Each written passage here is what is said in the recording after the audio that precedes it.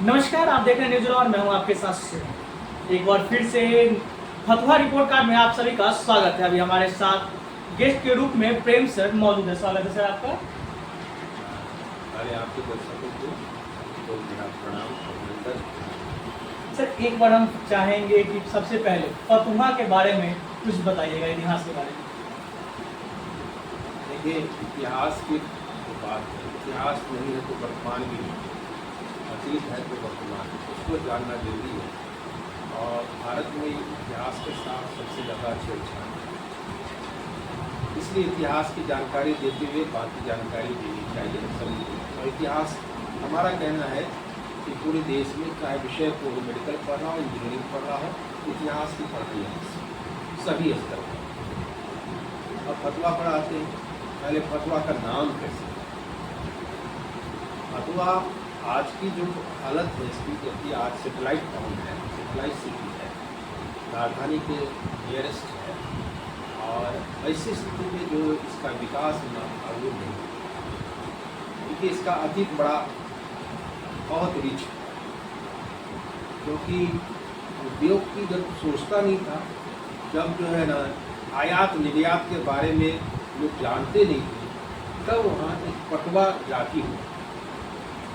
पटवा का अर्थ होता है जो कपड़े बुनता हो, कपड़ा बनाता हो, कपड़ा उद्योग का संचालन करता था। कोई घर वैसा नहीं था जहाँ कपड़ा बुना नहीं था। और पट का अर्थ होता है रेशम, तो रेशमी कपड़े जिस फतवा में बनता था, जो सबसे कीमती कपड़ा और देश विदेश में जाता, फतवा की पहचान उससे। कुछ लोग कहते हैं फतवा वेदना कराने के लिए भी काफ़ी मशहूर था, इसके कारण भी फतवा नाम पड़ा।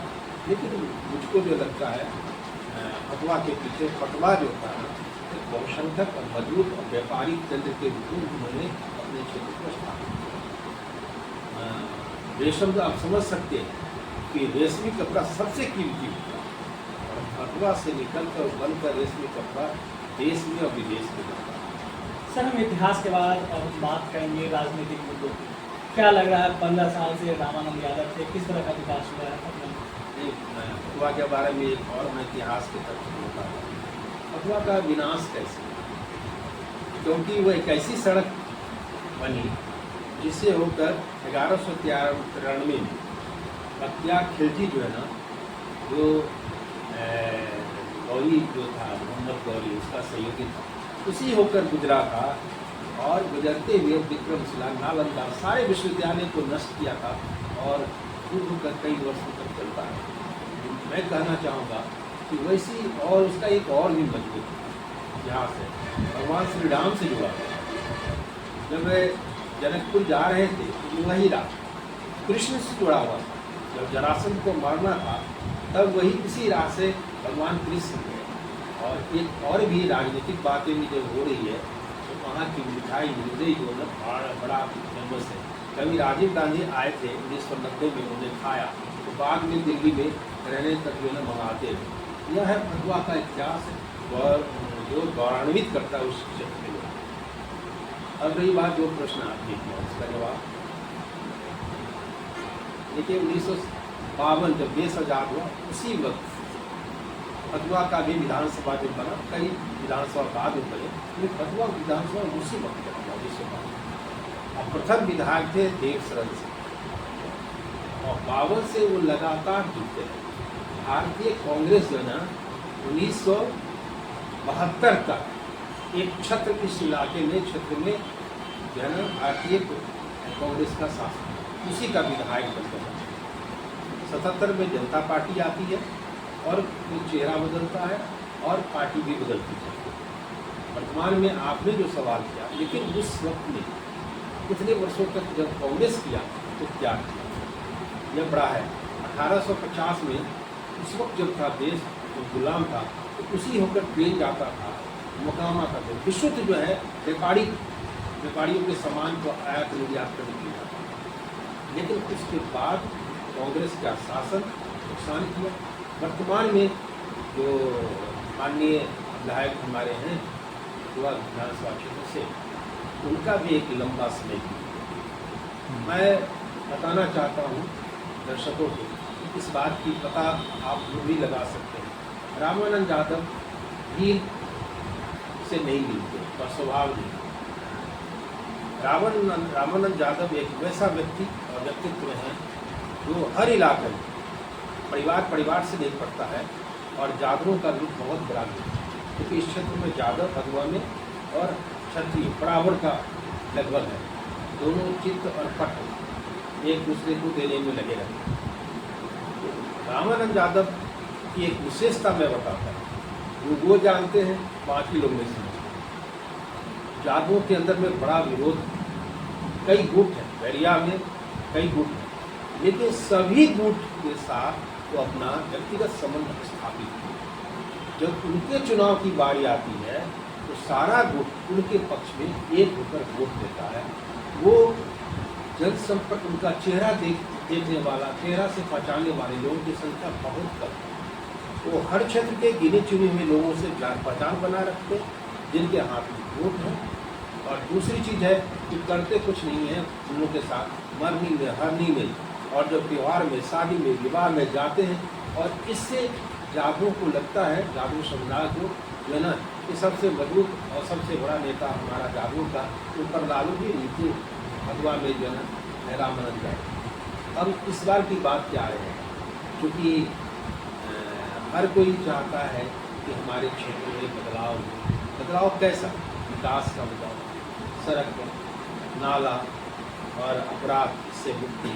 तो कछवाड़ा सड़क जो है 1990 से तो मैं देख रहा हूँ, और जब से बने हैं रामानंद जी, उनका ध्यान नहीं किया क्या? क्योंकि कछवाड़ा वाली सड़क जो है, जाकर कछवाड़ा में राजपूतों का गढ़ है। तो मेरा आरोप सही है या गलत है आप लगाएं, लेकिन दर्शक तय करें। लेकिन यह बात सत्य है कि आखिर कछवाड़ा वाली सड़क की ओर उनका ध्यान क्यों नहीं गया। अब इस बार तो जातीय समीकरण तो बिहार में न चलेगा तो और कहाँ चलेगा? अगर सर जाति समीकरण की बात करें, आपने लगभग 15 साल से जो है राजद की तरफ से रामानंद यादव को दिया था, इस बार एनडीए की तरफ से भी एक यादव कैंडिडेट को उतारा गया। देखिए क्या है, दुर्भाग्य है कि हम एक को कोसते हैं, दूसरे को की प्रशंसा। जब राबड़ी देवी मुख्यमंत्री बनी तो नेतृत्व किसके हाथ में था? लालू जी। लालू जी ही नेतृत्व कर रहे थे। तो ये जो चीजें हैं कि राबड़ी देवी सिर्फ हाँ ना कहने के लिए थी, ना कहने के लिए नहीं, हाँ कहने के लिए। तो उनको डमी का पुतला थे। शुरुआत वहाँ से जबरदस्त हुई। तो लालू जी की देन है कि डमी मुख्यमंत्री बना बिहार में या देश में, किस प्रकार का मुख्यमंत्री। आप जो एनडीए की बात कर रहे हैं, जो भी रूपा कुमारी शायद खड़ी हुई है, तो भगवा का पार्षद भी है और उनके पति टुनटुन दा पूरा कैंपेन चला रहे हैं। टुनटुन दा जहाँ वीडियो खोलिए तो टुनटुन दा। तो कैंडिडेट जो विधानसभा में तो टुनटुन यादव जाएंगे नहीं। रूपा देवी खुद भी घूम रही है। रूपा कुमारी खुद घूम रही है। हाँ, रूपा कुमारी अगर खुद भी घूम रही हो, लेकिन चर्चा में तो रूपा कुमारी नहीं है, टुनटुन यादव है। हमें चाहिए कि इस प्रकार की प्रतिभा से आपके क्षेत्र से कोई जाता है जीत पर, तो उस क्षेत्र का विकास ये निश्चित है। रही जीत हार की बात, तो एनडीए का वो उम्मीदवार है, इस बार उनको ऐसा लगा हुआ कि टुनटुन यादव कुछ जादवों का वोट लेकर अब बाकी लोगों का वोट उनको मिल जाएगा, तो बीजेपी का या एनडीए का कोर वोट है। लेकिन मुझको नहीं लगता है कि इसमें सफलता मिलता है। आज जो है चिराग पासवान का भी आगमन विधानसभा। देखिए, व्यक्तिगत चिराग पासवान की बात कही है, उनकी पार्टी की बात। मैं बताना चाहूँगा कि अगर बिहार को मुक्ति चाहिए तो जात पात से, अपराध से, अपराधियों से, भ्रष्टाचारियों से। लेकिन चिराग पासवान की पार्टी जो है, अगर मैं गलत बोल रहा हूँ तो वो जवाब दे, उनके पिताजी भी यही किए परिवार और अपराधी। जो टिकट परिवार से बच गया तो किसी अपराधियों को नहीं दिया। पूरा बिहार के जितने भी अपराधी होते थे जो शीर्ष पर, जिनके नाम से बिहार थर-थर कांपता था, जैसे नीतीश कुमार जब संकट में आए जो विधान सभा में, तो अपराधियों ने ही उनको समर्थन देने का वादा किया। इस वक्त सारे शीर्ष अपराधी जेल में थे। तो अपराधियों का इतिहास ऐसा रहा है कि नेता अपनी कुर्सी बचाने के लिए उसकी मदद लेता है। बीते दिन जो है प्रधानमंत्री का बिहार दौरा था, उन्होंने कहा है कि लाइव ट्रेन किया जरूर चाहिए, क्योंकि सभी के हाथ में जो है मोबाइल फोन से उन्होंने लाइट जलवाया था। आपकी क्या आवाज़ है? तो प्रत्येक चीज के रूप में लालटेन कहना चाहते हैं कि लालटेन बीते जमाने की बात है वो। लेकिन बिहार में आप ये बात कहते रह जाइए, यादव 10 से बस नहीं हो। और बिहार के विकास में अगर विकास चाहिए, मैं फिर से बोल रहा हूँ, तो आपको जात से ऊपर उठना पड़ेगा। जात और अपराध ये विकास का सबसे बड़ा बाधक है, क्योंकि प्रतिष्ठान नहीं लगेंगे, औद्योगिक प्रतिष्ठान नहीं लगेंगे। यादव जाति को मैं अपमानित नहीं करता हूँ, मैं कृष्ण का भक्त हूँ, मैं जो वंशी कृष्ण थे मैं उनका भक्त हूँ, मैं उनकी प्रशंसा करता हूँ, उनके गुणगान गाता हूँ। और रविदास जैसे लोग भी कृष्ण भक्त करते थे। तो ये चीज़ नहीं है। दिक्कत यहाँ पर ये है कि उनको बताना पड़ेगा, वर्तमान में जो है, आप जब चुनाव में जाते हैं तो सिर्फ और सिर्फ जब वोट जब तक जाति के नाम पर पड़ता रहेगा। दूसरा, जनता अगर कुछ नहीं सोचती तो जनता भी दोषी है। जनता को माफ़ नहीं किया जाना चाहिए, क्योंकि आपके जातीयता करने से कुछ लोग जो जातीयता से ऊपर हैं, जैसे मैं जात से ऊपर बात करता हूँ, मैं बिहार की बात करता हूँ, मैं बिहार के विकास की बात करता हूँ। और इन लोग के रहते हुए अब जब एक विधानसभा का विकास नहीं हो पाता है तो कैसे बिहार का विकास हो? जाते जाते फतवा विधानसभा के लोगों से जनता से क्या अपील है? फतवा विधानसभा की जनता से मैं कहना चाहूँगा, बिहार की जनता से कहना चाहूँगा, क्योंकि आप थोड़ा पढ़ा भी कीजिए, सिर्फ सुना मत कीजिए, भाषण पढ़िए। और हर पार्टी का एक इतिहास होता है और वर्तमान होता है, दोनों देखकर, जात से, धर्म से उठकर, अपराध से उठकर, नाते रिश्तेदार से उठकर, अपने हित के लिए, अपने विकास के लिए आप वोट करें। और अगर कोई नहीं समझ में आता है तो वोटा दबाएं। सभी को मेरा अपील है, बिहार को अगर बनाना है तो एक, चाहे आज बने बिहार या कल बने, अगर जात से उठकर नहीं बनेगा बिहार तो फिर बिहार कभी बन नहीं पाएगा और यहाँ से पलायन होता रहेगा। एक सवाल है कि कहा जा रहा है कि यहाँ जाति विशेष होता है, तो बिहार में यादव तो बहुत सारे हैं, पप्पू यादव हैं, नित्यानंद राय हैं, फिर भी लालू पर इतने ज़्यादा भरोसा क्यों करते हैं? इसका क्या कारण है?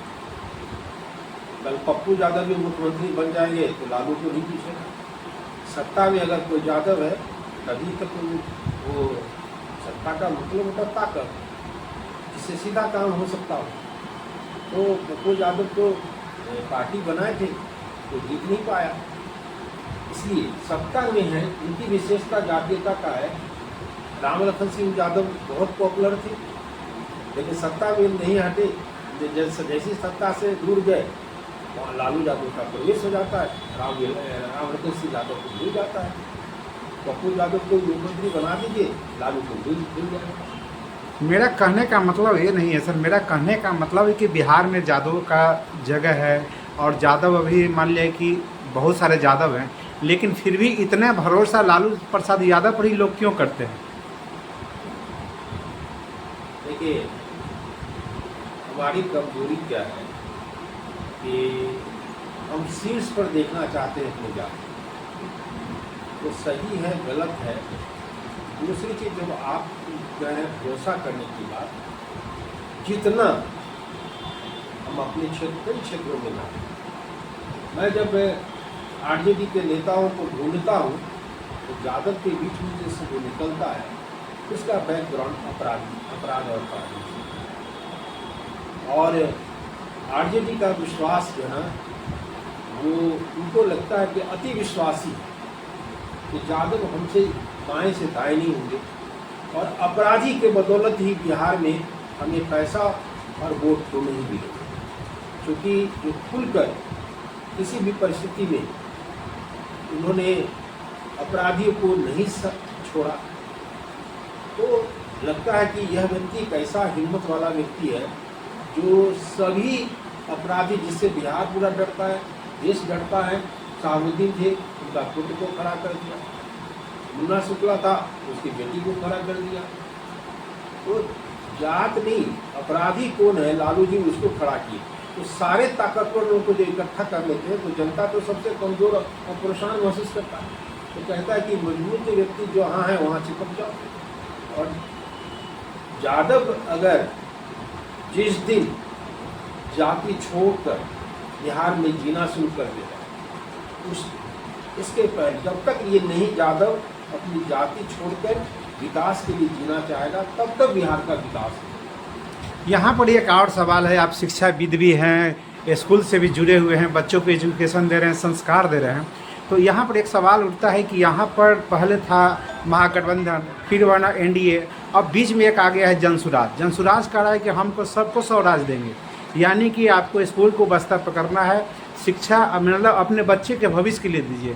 तो यहाँ पर जनसुराज को आप किस रूप में देख रहे हैं? तो दिक्कत ये है कि शिक्षा मंत्री बिहार में रहे कि नहीं, भारत में शिक्षा मंत्री रहा है कि नहीं रहा, फिर भी भारत का शिक्षा व्यवस्था जो है वो सिंगापुर के बराबरी क्यों नहीं, 10 देशों के बराबरी क्यों नहीं। तो दिक्कत यहाँ पर एक ही चीज़ है, क्योंकि अगर यहाँ जनसुराज कहता ही है कि शिक्षा अपने बच्चों के लिए, उन्होंने शिक्षा के क्षेत्र में क्या कहा, एक दिन बताएं कि शिक्षा के क्षेत्र में उन्होंने काम किया है, कभी क्लास में खड़ा होकर पढ़ाया है। मैं नहीं जानता, हो सकता है जनता जानती हो या स्वयं जानती हो। जिसका कोई अनुभव नहीं हो उसका वादा कैसे कर सकता है। पर्यावरण का भी वही हाल है, आप उनको बना देते हैं, कभी तेज प्रताप बनता पर्यावरण मंत्री, कभी तेजस्वी बनता पर्यावरण मंत्री। तो सब तो कोई मंत्री का पद खाली है क्या? शिक्षा का क्षेत्र की शिक्षा मंत्री नहीं है क्या? दरअसल शिक्षा और पर्यावरण एक ऐसा तकनीकी क्षेत्र, ऐसा महत्वपूर्ण क्षेत्र है, विषय है, उसके जो विज्ञ लोग हैं उनको आप उस वक्त लाइए, उस समय लाइए जब मंत्रालय का गठन करने की बारी आती है। तो शिक्षा से जुड़े हुए लोगों को बताना पड़ेगा। रही बात जनसुराज के बारे में, सबको वोट दीजिए, इसको अगर हार गए तो जनसुराज को वोट देना वो जैसे कागज की नाव को पानी में बहा देना है और वो बह नहीं पाएगा। इससे अगर पार उतरना चाहते हैं आप तो नहीं उतर पाइएगा, क्योंकि यह सिर्फ एक ही मकसद से बिहार में घूम रहा है। यह जो कहते हैं कि भाई मैं मेरे कारण जीते, तो 14 के बाद 14 में मोदी जी की पार्टी में उन्होंने प्रचार का काम किया पैसा लेकर, उसके बाद तो मोदी जी नहीं का सहयोग किया, तो वो हारे या जीते, 14 के बाद सत्ता में है। ये बात बताना, ये उनको ही समर्थन करते हैं जो सत्ता में रहता है। तो वो कहते हैं कि मेरे कारण जीत गया। ममता बनर्जी जीतती तो अपने कारण जीतती, किसी और के कारण नहीं जीतती है। यह सिर्फ और सिर्फ पैसा उनको चाहिए, और सभी पार्टियों में पैसा लेकर, सभी पार्टियों से पैसा लेकर काम किया इन्होंने, वही काम करेंगे। आपसे भी पैसा लेंगे तो आपका काम करेंगे, क्योंकि इनकी वृत्ति और प्रवृत्ति जो है ना सिर्फ और सिर्फ पैसा कमाना। और जब पैसा गलत नेता के पास आ जाता हो, निश्चित रूप से जान लीजिए कि वो सही काम नहीं करेगा। बहुत बहुत धन्यवाद सर। तो अभी हमारे साथ गुरुदेव प्रेम सर मौजूद थे, इनका साथ इनसे जो है फतुहा विधानसभा के इतिहास से लेके फतुहा विधानसभा की राजनीति तक की चर्चा हुई। बाकी आप सभी को क्या लगता है कमेंट बॉक्स में देना ना भूलिए। आप देख रहे थे न्यूज़ इरा शुभम के साथ।